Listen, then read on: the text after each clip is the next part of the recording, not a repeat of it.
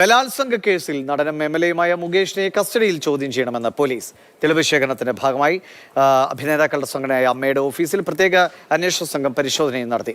അതിനിടെ തൽക്കാലം കൊച്ചിയിലേക്ക് ഇല്ല എന്ന് രഞ്ജിത്തിനെതിരെ പരാതി നൽകിയ ബംഗാളി നടി വ്യക്തമാക്കിയിട്ടുണ്ട്. പരാതിക്കാരിയുടെ രഹസ്യമൊഴിക്കും മുകേഷിന്റെ മരടിലെ വില്ലയിലെ പരിശോധനയ്ക്കും പിന്നാലെയാണ് തുടർ നടപടികളിലേക്ക് പ്രത്യേക അന്വേഷണ സംഘം കടക്കുന്നത്. മുകേഷിനെ കസ്റ്റഡിയിൽ ചോദ്യം ചെയ്യേണ്ടത് ആവശ്യമാണെന്ന് പോലീസ് പറയുന്നു. താരത്തിന്റെ മുൻകൂർ ജാമ്യാപേക്ഷയെ എതിർത്തു നൽകുന്ന സത്യവാങ്മൂലത്തിൽ ഇക്കാര്യം ചൂണ്ടിക്കാട്ടും. ആലുവ സ്വദേശിനിയായ നടി നൽകിയ പരാതിയിൽ ബലാത്സംഗ കുറ്റമടക്കം ചുമത്തിയിട്ടുണ്ട്. നടന്മാരായ മണിയമ്പിള്ള രാജു, ഇടവേള ബാബു തുടങ്ങിയവർക്കെതിരെയുള്ള കേസിലും പരിശോധനയുണ്ട്. താരസംഘടനയായ അമ്മയുടെ കല്ലൂരിലെ ഓഫീസിലും പോലീസ് എത്തി. ഇടവേള ബാബു, മുകേഷ് എന്നിവർ സംഘടനയുടെ ഭാരവാഹികളായിരുന്നുവെന്ന് വ്യക്തമാക്കുന്ന രേഖകൾ പോലീസ് കണ്ടെടുത്തിട്ടുണ്ട്. താരങ്ങൾക്കെതിരെയുള്ള ലൈംഗിക പീഡന പരാതികളിൽ ആദ്യഘട്ടത്തിൽ വേഗത്തിലാണ് പ്രത്യേക അന്വേഷണ സംഘം. എന്നാൽ അറസ്റ്റ് ഉൾപ്പെടെയുള്ള തുടർ നടപടികൾ എങ്ങനെയാകും എന്നതാണ് ചോദ്യം.